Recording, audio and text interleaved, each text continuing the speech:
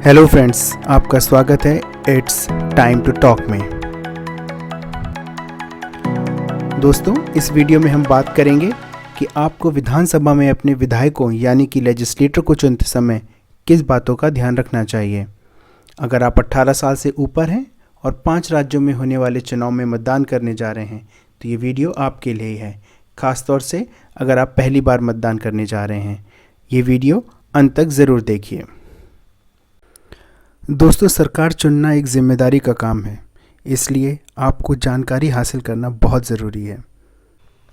ध्यान रखें कि आप सरकार ही नहीं बल्कि अपना भविष्य भी चुन रहे हैं, इसलिए बहुत महत्वपूर्ण है कि आप जानकारी इकट्ठा करें।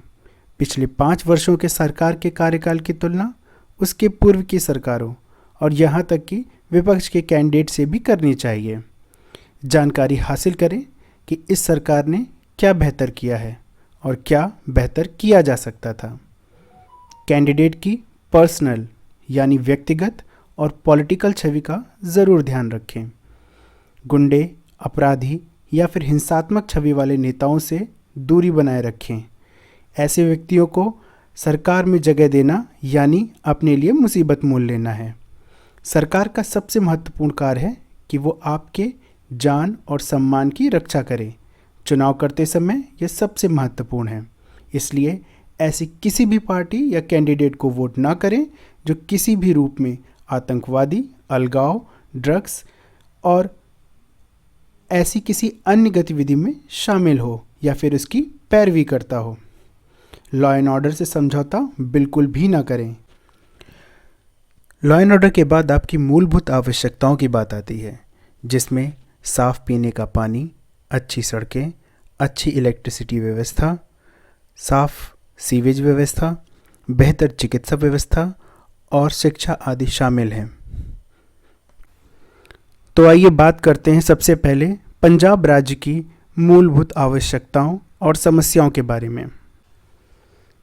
क्या आपको पता है, हिस्टोरिकली यानी कि ऐतिहासिक रूप से पंजाब कभी भी धान उगाने वाला क्षेत्र नहीं रहा है। 1939 में कुल सिंचाई वाले इलाकों में धान का प्रतिशत केवल 9 था।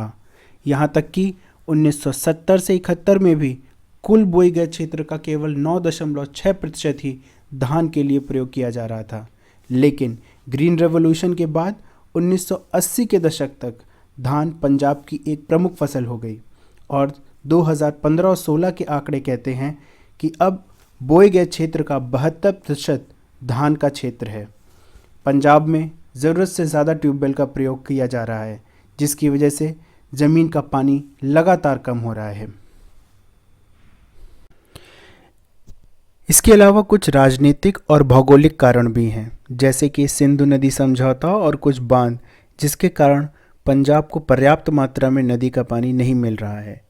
नदियों के पानी के कारण ही हरियाणा और राजस्थान सरकार के साथ पंजाब के मतभेद काफ़ी चर्चा में रहे हैं।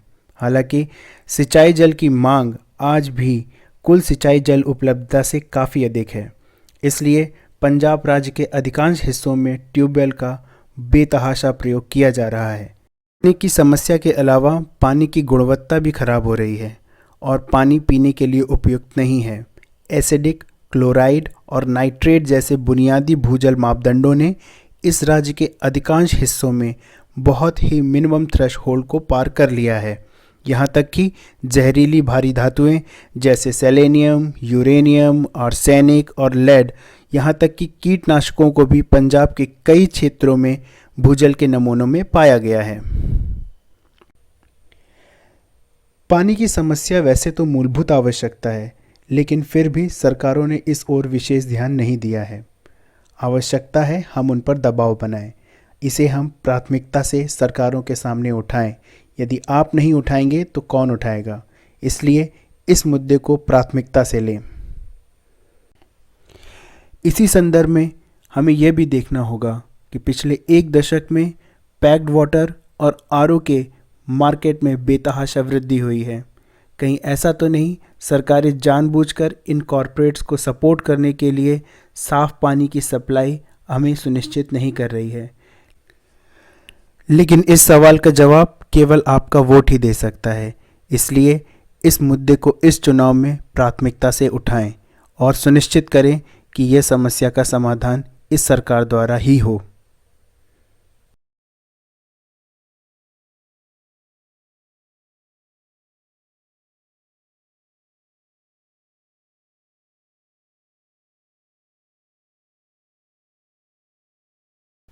तो दोस्तों, इस वीडियो में रखते हैं इतना ही। अगले वीडियो में हम बात करेंगे पंजाब की शिक्षा और स्वास्थ्य एवं सड़क व्यवस्था के बारे में। इसके साथ ही हम पंजाब के कुछ ज्वलंत मुद्दों के बारे में भी बात करेंगे, जैसे कि किसान आंदोलन और खालिस्तानी आंदोलन। इसके बाद हम बात करेंगे यूपी के चुनाव की। दोस्तों, अगर आपको ये वीडियो पसंद आया है तो इसे लाइक, सब्सक्राइब और शेयर करना बिल्कुल भी ना भूलें। और हाँ, अपने कमेंट्स ज़रूर करें। तब तक के लिए धन्यवाद।